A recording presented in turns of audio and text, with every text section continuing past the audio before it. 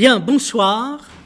Nous ne sommes pas vus depuis quelques semaines, donc je suis ravi de vous retrouver pour achever le cycle de cette année et il y aura des conférences ininterrompues cette semaine et puis toutes les semaines du mois de juin jusqu'au 25 juin.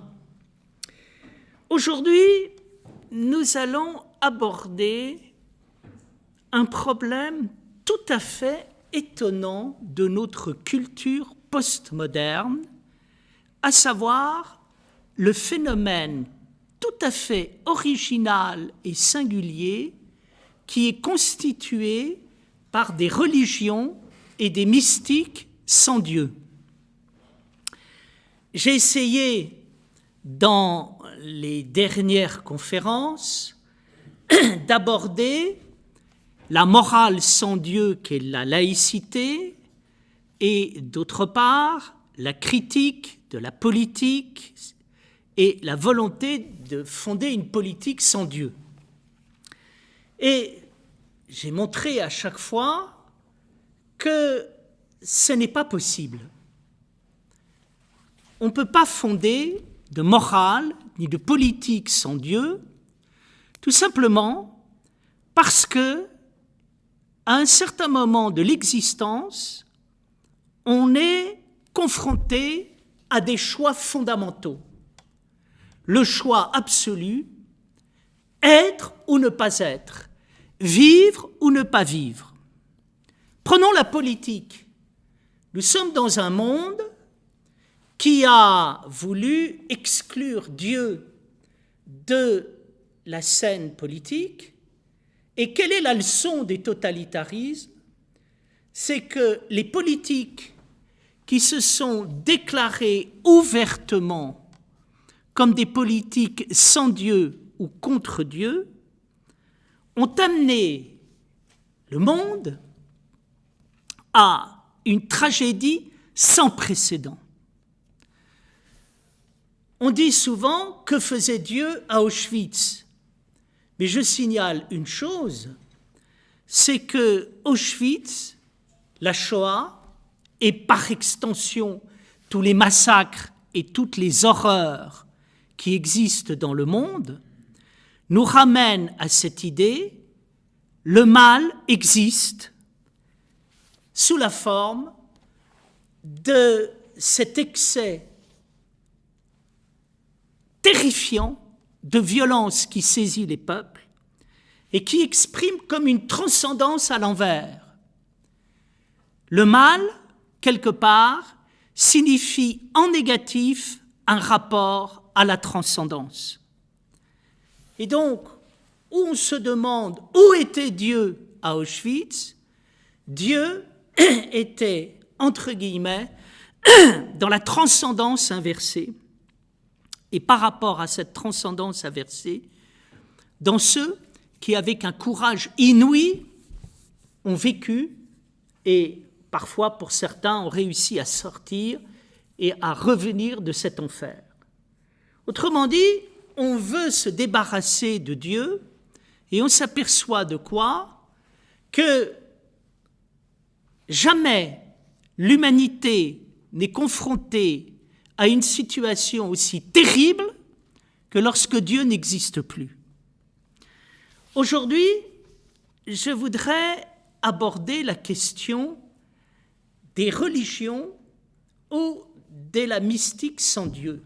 Et la question sera la suivante. Peut-on pratiquer une religion sans Dieu? Peut-on pratiquer une mystique sans Dieu? Une religion sans Dieu et une mystique sans Dieu ont-elles du sens? Il y a 3-4 ans de cela, quelle n'a pas été ma surprise d'apprendre l'ouverture à Londres d'une église athée avec des services religieux et une population visiblement très contente de l'existence de ces églises athées. À l'époque, j'avais commencé à écrire quelque chose pour tenter de montrer la contradiction intrinsèque de cette notion. Et puis, je n'ai pas poursuivi. Mais aujourd'hui, ce que j'ai écrit à l'époque va me servir pour essayer de comprendre ce phénomène et de le situer, et de nous situer spirituellement par rapport à cela. Il faut dire que le phénomène de l'Église athée, de la religion athée ou de la mystique athée, n'est pas un phénomène isolé. Pourquoi ? Parce que si nous prenons aujourd'hui la philosophie contemporaine, nous apercevons que celle-ci revendique ouvertement la mystique athée, la religion athée, en expliquant que cette religion et cette mystique sont parfaitement possibles. Je ne le pense pas. Je pense qu'une religion athée, une mystique athée, une église athée, c'est impossible, ça n'a aucun sens. Et pour bien le comprendre, je vais procéder en 3 temps. Premièrement, je vais revenir sur les raisons qui conduisent un certain nombre de penseurs aujourd'hui à revendiquer ou une mystique athée ou une religion athée. J'essaierai de faire apparaître les limites, les contradictions, les questions problématiques posées par ces religions et ces mystiques athées. Et ensuite, j'aimerais pouvoir répondre à ces religions en expliquant pourquoi il y a un lien intrinsèque entre Dieu, la religion et la mystique. Aujourd'hui, en France, il existe 3 penseurs qui revendiquent ouvertement la mystique athée et la religion athée.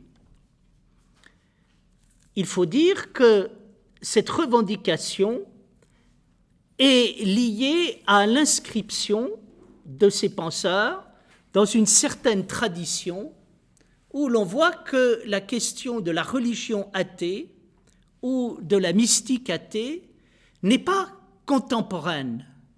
Elle a déjà commencé depuis longtemps. Par exemple, lorsque, à propos de mon ouvrage sur les Lumières, je lisais le Marquis de Sade, et en particulier son libelle « Français encore un effort, vous serez républicain » qui se trouve dans la philosophie, dans le boudoir, nous voyons quoi ? Nous voyons le Marquis de Sade revendiquer ouvertement une morale et d'autre part une religion. Prenons les 3 penseurs qui aujourd'hui revendiquent pour les uns une mystique, pour les autres une religion athée.